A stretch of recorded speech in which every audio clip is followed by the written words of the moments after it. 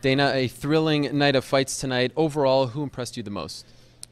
I mean, who impressed me the most? It was an awesome night. I mean, Neer was getting blasted. He was in big trouble. Pulls off an awesome submission. Miller was getting blasted and looked like he was going to get knocked out and pulls off an awesome submission. I mean, the whole card was just a great card. It's one of those nights where I said this a couple days ago, and I'll say it again. We're on like a 14, 15, 16, I don't know how many fight streak now where the guys just continually deliver. I mean, every time you tune in and you watch a UFC event, these fighters keep taking it to another level, and it's just, I could not be happier. I could not be more excited. I love it.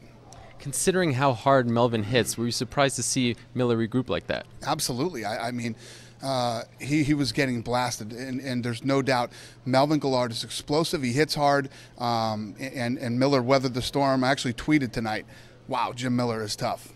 And considering the fact that Miller was coming off of a loss but looked so good out there and was able to regroup, is he, as you like to say, back in the mix?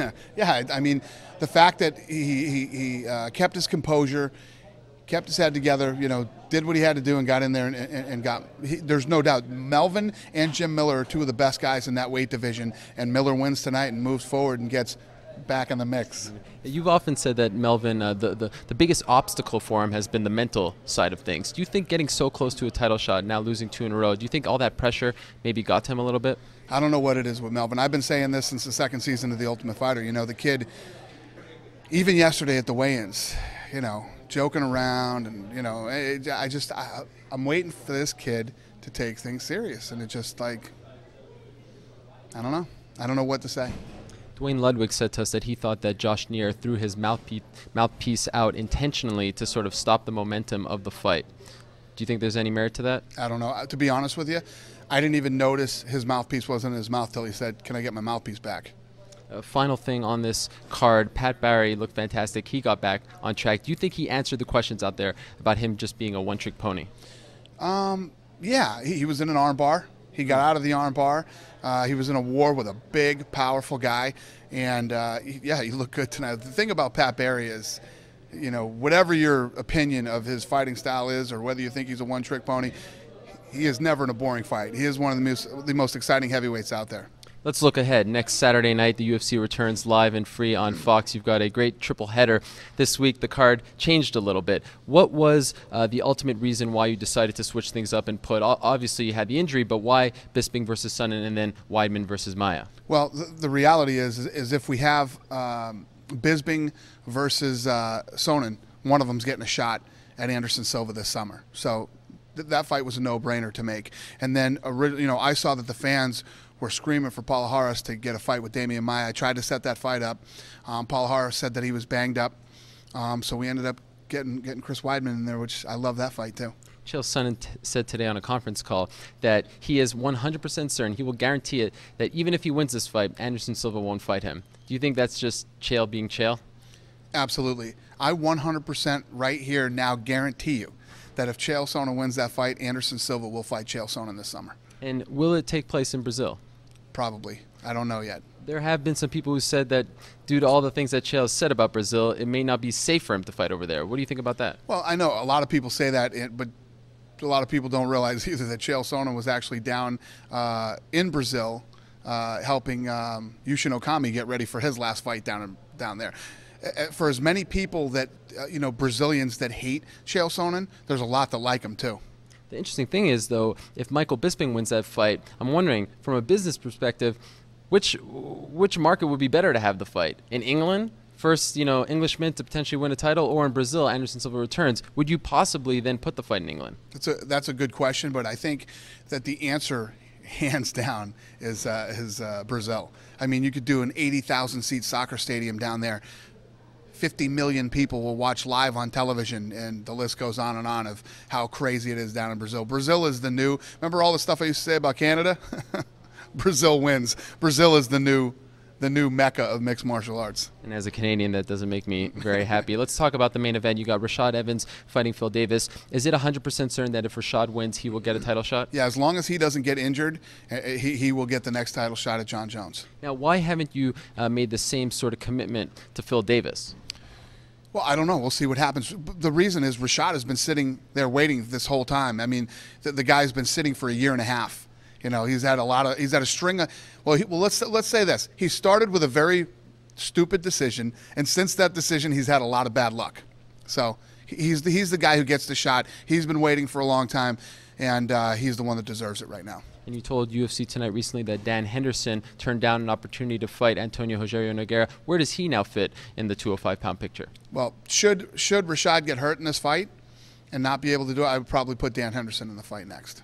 And what about if Phil Davis wins? Who would get the shot first? We'll see what happens, but probably Dan Henderson. All right, and then the following week, the train just keeps moving along here. You've got UFC 143, Nick Diaz versus Carlos Condit. This is a fascinating fight, and the fans just got a chance to watch the primetime show, the first episode of it on FX. What have you thought about the first episode? I know you've seen it already. I love the first episode. I'm actually real curious to see what the fans think. I know there's a lot of people out there that hate Nick Diaz, and I know there's a lot of people out there that love Nick Diaz.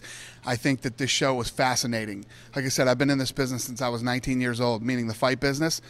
I've never come across, I don't know, an intriguing, mysterious character like Nick Diaz. How is he dealing with all the cameras, all the attention? He's not dealing with it well. But I'll tell you what, everybody knows how this kid is about being filmed and about doing interviews. I think he's done a great job at relaxing and kind of opening up for the show. But this isn't like any of the other guys that we've showcased on the show before, where you just follow them around and it's all, fun, loving, and easy, and you get 100% access to their life. There's still more to film of Nick because this thing is real time leading up to the fight. So I think what we're doing here is we're kind of breaking him down piece by piece and kind of opening him up a little bit and making him trust what's going to be filmed about him. I hope so anyway. I mean, I don't know how Nick Diaz can call me tonight and freak out and say this piece on him was terrible.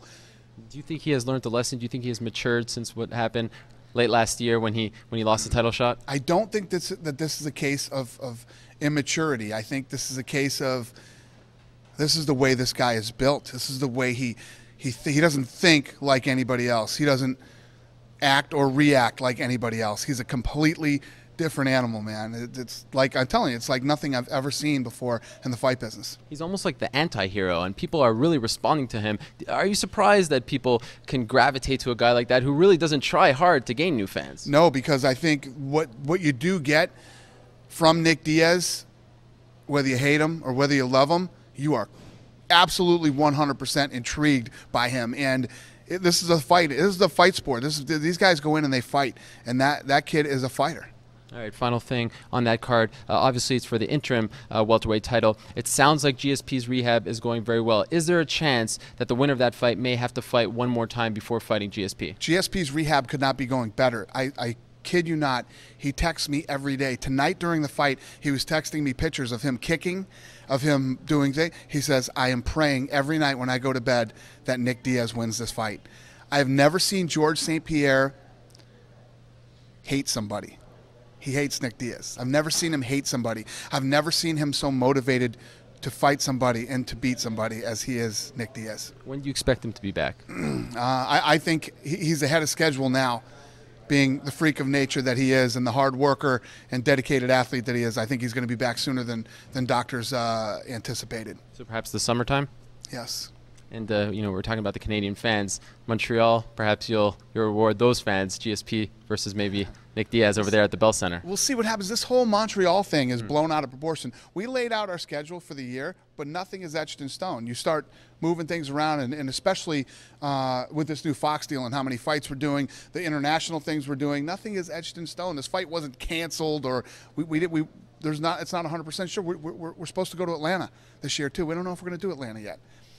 So everybody starts freaking out and trying to make bigger news out of something than it really is. You know how we reporters like to do. Believe me, I do. Yes, I deal with it every day. Tuesday, 10 p.m. Eastern, 7 Pacific, only on Fuel TV.